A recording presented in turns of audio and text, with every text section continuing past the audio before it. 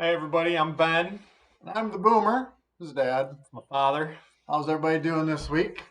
We are here with our usual update on news and views and just whatever caught our attention because that's what we do here. So Yep. I wonder what we have first on the week. So, kind of switching up a little bit, we got some good news to start off with. Yeah, it's kind of an exciting time right Like now. that. Yep, America's landed its fifth rover on Mars so far in its history. It's pretty cool. Mars is actually getting a little packed this week as we were the third country this month to get some sort of space equipment up by Mars. That's good. We had the UAE coming in on the 9th, and theirs is actually just a satellite that's going to be orbiting Mars. Nothing's touching down. Man. Yeah. Second one is China. And they got there a day after the UAE. They got there on the 10th. And again, theirs is orbiting for now, but in a couple months, they're saying, I think it's late May, early June. It's going to be landing on Mars, so they'll have one on there. And then we just landed what's called the Perseverance, rover on Mars. So it's kind of cool. This one has the helicopter too, right? The helicopter. It's called the Ingenuity. It's about the size of a chihuahua. And there's, I guess, three main goals they're trying to accomplish on this one. Mm-hmm. Yep, the first one is they're looking for microbial signs of life in the soil of Mars. That's kind of like the main objective. That's good. Yep. Second one, they actually have this thing.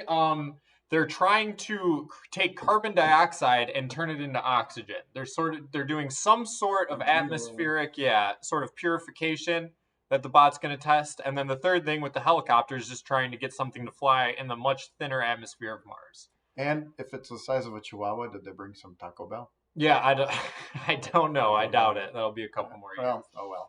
Yep. Kind of brings us to the next point. Everybody's sort of the next thing they think of when they think of Mars normally is when are we getting humans up there? This guy right here, Mr. Musk, is one of the big proponents of it. He thinks it's possible. He said in an interview at the end of 2020 that he was thinking 6 years, 4 at the minimum. 6 is kind of the goal, though. He thinks they'll have people on Mars. Would you go? I would go. Yeah, screw it. Why not? Yeah. All right. Probably wouldn't spend your entire life there. I'd at least hope not. I feel like your bones would start going crazy. But yep, he's working on a shuttle. It's like a commercial shuttle. Should be able to hypothetically take 100 people in one trip. Wow. Wherever they want to go in the universe. Man, all right. So, and then we have detractors. They got a slide here. It says haters gonna hate, but spoiler alert, this is the position I think is more realistic. That's just not gonna happen. There was an interview. I believe, it was in some tech magazine with this guy, Adam Steltzner. He is the lead engineer of the propulsion technology division of NASA, and he was given an interview I thought was pretty interesting. He was talking about extinction events on Earth, like the asteroid landing in the Yucatan Peninsula 65 million years ago, wiped out 90% of life on Earth. He said the Earth still then was infinitely more habitable than Mars is still. So that's like kind of, if an extinction event is happening on Earth and Earth is still easier to live on, Mars isn't looking great so far. Neil deGrasse Tyson's made a couple points in the past too, saying if we could terraform Mars, it'd be way less expensive to take those same resources we would need to do that and just sort of fix Earth's atmosphere and environment in general, which I also agree with. Plant trees. Yep, exactly. Exactly right. Well, our weekly segment here too that I am very interested in is called Chock Full of Nuts. Big nut this week. Ted Cruz. Yep. So, of course, if you haven't heard, terrible storms in Texas. We hope everybody, terrible goes down out there.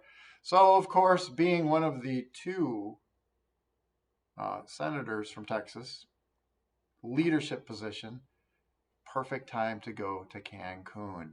Yep. So I was just shocked by Ted Cruz doing that, but I think it speaks to the heart of what he stands for and what a lot of people that are so-called leaders stand for, which is they're really not about people. They're just there about themselves. Yep. And what'd you think of Cruz heading out and going to Mexico? I mean, he's a slimy dude. I don't like him at all. I don't think he really has a moral compass. I don't think he has integrity. So that was sort of par for the course as far as I was concerned. And just the extreme cold. He left the fact there are 58 people have died from this storm, freezing to death, and he's just taken off. And Texas is in one of the worst storms it's ever been. But this also leads to an interesting conversation as to why did this even happen? Power to the people, yeah, unless, well, according to this article, many plants in the southern United States are not enclosed in buildings. Up here in Michigan, obviously, we put our important, cold weather gear in a building. We heat the building. The valves will still work. But down south, especially in Texas, they're just out and about. So the real reason that those power outages happen was not, if you listen to Fox News, everybody's going, oh, those windmills, the windmills. Partially true. That's because they didn't put antifreeze in the windmill. The valves for the gas didn't work because they didn't put them in a warm building. Apparently, they don't know that cold freezes things. In Texas, apparently they left that out of their science curriculum, especially the Republican Party that's been in charge, completely in charge. And so they've given this company, ERCOT, complete reign to do what they want. In fact, here's the part that bothers me. Tell me what you think about this too. Okay. Texas has intentionally distanced themselves from the rest of the country because they didn't want the regulations to winterize.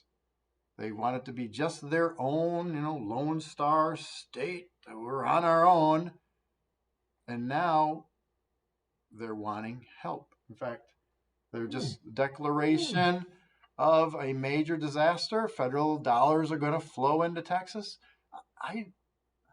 I feel bad for the people, but if you are intentionally being stupid, why here in Michigan, we know that cold freezes stuff. Many years ago, they had a lesser freezing event in Texas. You'd think they would have went, hey, cold freezes. But they didn't. They decided to keep things cheap.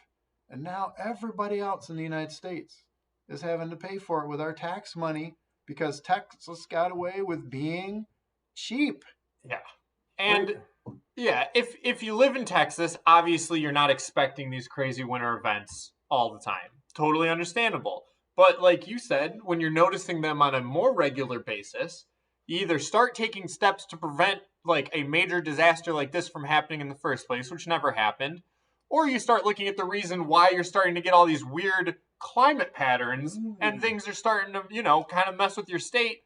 Maybe it's time to start, I don't know, all the oil companies in Texas, all the natural gas companies in Texas, maybe start thinking about global warming as a reason why you might be experiencing some of these issues. I think it's all OAC's fault. Right, the lady who's raised millions of dollars for Texas to help out, and she then full trash in her. She's raised $2 million to donate to Texas, and she's still being blamed. $2 million more than Ted Cruz did. New York representative for the problems in Texas, even though the Green New Deal is not actually official and has not been adopted in any way. Yeah. They're just blaming themselves. It's the fingers go exactly as they're pointing one way. There's more pointing back at them because the blame is totally in the Republican Party because they've had control of it and they've made these decisions. And then they dip out when things start going. And then they dip out, and then you get Cruz doing that too. Yeah. Well, that's our update for the week, and thank you for joining us. And we hope you got a little bit to think about. So. Yep, appreciate you guys watching. We're always thankful for that. And stop by next week. We'll have another one out. And I'm Boomer. I'm Ben. We'll see you then.